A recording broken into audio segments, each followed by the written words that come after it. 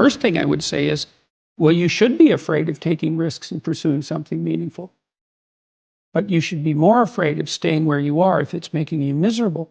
It's like the first thing you want to do is dispense with the idea that you get to have any permanent security outside of your ability to contend and adapt. It's the same issue with children. It's like you're paying a price by sitting there being miserable. You might say, well, the devil I know is better than the one I don't. It's like, don't be so sure of that. The clock is ticking. Yeah. And if you're miserable in your job now and you change nothing, in 5 years, you'll be much more miserable and you'll be a lot older. It's a luxury to pursue what makes you happy. It's a moral obligation to pursue what you find meaningful. And that doesn't mean it's easy. It might require sacrifice. If you need to change your job too, let's say you have a family and children and a mortgage, you have responsibilities. You've already picked up those responsibilities. You don't just get to walk away scot-free, say, well, I don't like my job, I quit. That's no strategy. But what you might have to do is you think, well, this job is killing my soul. All right, so what do I have to do about that? Well, I have to look for another job. Well, no one wants to hire me. It's like, okay, maybe you need to educate yourself more. Maybe you need to update your curriculum vitae, your resume. Maybe you need to overcome your fear of being interviewed. Maybe you need to sharpen your social skills. Like, you have to think about these things strategically. If you're going to switch careers, you have to do it like an intelligent, responsible person. That might take you a couple of years of effort to do properly. I've dealt with hundreds of people in my clinical and consulting practice, and we set a goal, we develop a vision, and work towards it, and things inevitably get better for people. So it's not a luxury, it's difficult. It's a moral responsibility, and it isn't happiness. It's not, the pursuit isn't for happiness. You need to know who you are so that you understand your armament and bolster yourself in respect to your limitations. You need to know where you are going so that you can limit the extent of chaos in your life, restructure order, and bring the divine force of hope to bear on the world. You must determine where you are going so that you can bargain for yourself, so that you don't end up resentful, vengeful, and cruel. You have to articulate your own principles so that you can defend yourself against others taking inappropriate advantage of you, and so that you are secure and safe while you work and play. You must discipline yourself carefully. You must keep the promises you make to yourself and reward yourself so that you can trust and motivate yourself. You need to determine how to act toward yourself so that you are most likely to become and to stay a good person. It would be good to make the world a better place. Heaven, after all, will not arrive of its own accord. We will have to work to bring it about and strengthen ourselves so that we can withstand the deadly angels and flaming sword of judgment that God used to bar its entrance. Don't underestimate the power of vision and direction. These are irresistible forces, able to transform what might appear to be unconquerable obstacles into traversable pathways and expanding opportunities. Strengthen the individual. Start with yourself. Take care with yourself. Define who you are. Refine your personality. Choose your destination and articulate your being. As the great 19th century German philosopher Friedrich Nietzsche so brilliantly noted, he whose life has a why can bear almost anyhow. You could help direct the world on its careening trajectory, a bit more toward heaven and a bit more away from hell. Once having understood hell, researched, so to speak, particularly your own individual hell, you could decide against going there or creating that. You could aim elsewhere. You could, in fact, devote your life to this. That would give you a meaning with a capital M. That would justify your miserable existence.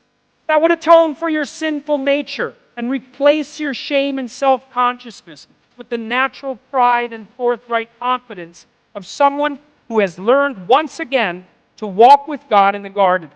You could begin by treating yourself as if you were someone you were responsible for helping. If you're hungry and you eat, well, that's good, but it's over, and then you're on to the next thing, right? It's not exactly sustaining, it's just necessary. That's called consummatory reward, by the way. This other reward system is incentive reward. And the incentive reward system works on dopamine, this neurochemical dopamine, which is also the neurochemical tracks that opiates and cocaine and amphetamines, the drugs that people really like to abuse, alcohol often for some people, activate. And so you might say if you don't have enough meaning in your life, then you're more prone to addiction. And that's definitely the case, even with rats. If you take a rat and you put him in a cage by himself and he has nothing to do, and then you give him access to cocaine, he'll get addicted to the point where he won't do anything but take cocaine. But if you throw the rat back in with a bunch of other rats and he gets to do rat things, then it's very hard to get him addicted to cocaine. And so the purposeless rat is prone to addiction. Well, it's the same with human beings. Now, here's a corollary to that, which is really cool. So the magnitude of the reward you experience as you're moving towards a goal is proportionate to the importance of the goal. So that means the more important the goal you pick, the more possibility there is for the kind of reward, let's say, it's really a state of being that is life affirming. And it is directly life affirming in that, you know, like if you're in a football game and it's an important football game and maybe you break a finger. And, you know, normally that's a problem. It hurts and you're going to stop doing whatever you're doing. But if you're right in the middle of the game, then you'll be so amped up on this reward system that it's analgesic. It stops the pain. It also suppresses anxiety. So if you have a purpose, then it's analgesic. It takes some of the pain out of life. It's very positive in that it motivates and energizes you and focuses you and makes you able to remember and pay attention. And it quells fear. And so those things are all direct. And so then you might think, well, what's the best possible goal? Well, and that's the purpose, I would say, of religious training and philosophical training. It's like, just what the hell are you doing in the world? If your life is not going well, perhaps it is your current knowledge that is insufficient, not life itself. Perhaps your value structure needs some serious retooling. Perhaps what you want is blinding you to what else could be.